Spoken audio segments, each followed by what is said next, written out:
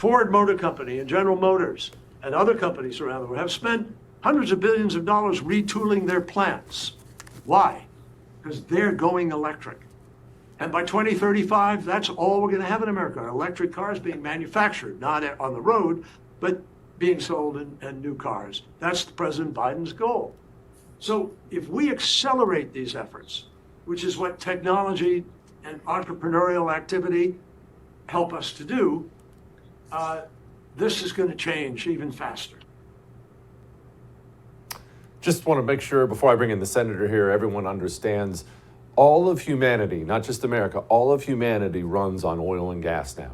Everything around you, not just your car. Oil is involved. It makes everything. It carries everything. If you declare war on oil and gas, you declare war on humanity itself. The results would be worse than anything you can possibly imagine. Joining me now, Senator from the great state of Kansas, Senator Roger Marshall. Senator, this weird commitment to destroying what makes everything just dumbfounds me. I'm not trying to overstate it, but we're talking about a billion people dead. You can't eliminate oil and gas, and you definitely can't accelerate it, Senator, yet this is the position of the entire Democratic Party now. Yeah, Jesse, I think you make a great point. Think about American history, and all the innovation, the great moments in our history are driven by American energy. It's one of the great resources that God has given us, that we can be energy independent, and we once were, and we know how to do that again. A real big picture here is that energy accounts for 30% of the inflation right now. We're never going to solve inflation unless we bring energy prices down. But here's what's scary. Joe Biden wants $5 a gallon gasoline because that's the only way electricity can ever compete with this.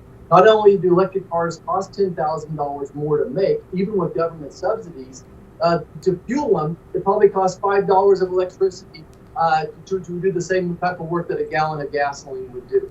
So that's the challenge for them right now. I was born and raised in the oil patch. We're blessed with great natural sources. We need to use them.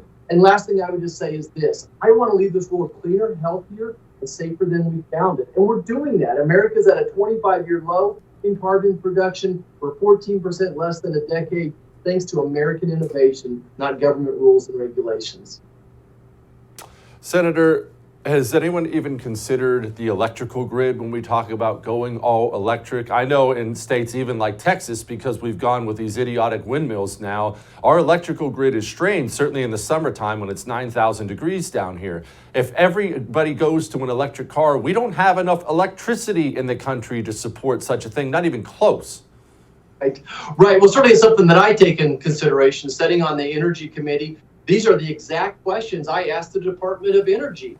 And I am certain we would have to at least increase our grid by 50%, if not 100%, to accommodate electric cars like they're talking about. So for every place you see a power line, we would need a second power line. What would be the impact of that?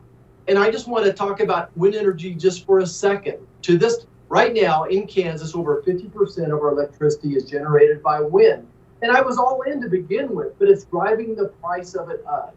2/3 of the electricity we generate from wind in Kansas goes out of the state, but Kansans are paying for 2/3 of it. And you talk about an environmental impact. Every one of those power lines are twice as high. They're made out of steel. The power poles are as now. So those are having an environmental impact. We need to have an honest cradle to grave assessment of environmental impact, not just carbon savings.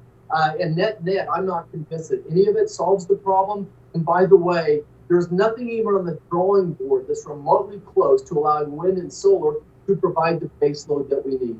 Don't miss Jesse Kelly Breaks History, Che Guevara, the latest episode of a new series available now exclusively for First TV supporters. Visit the First TV app or thefirsttv.com to subscribe and start watching today.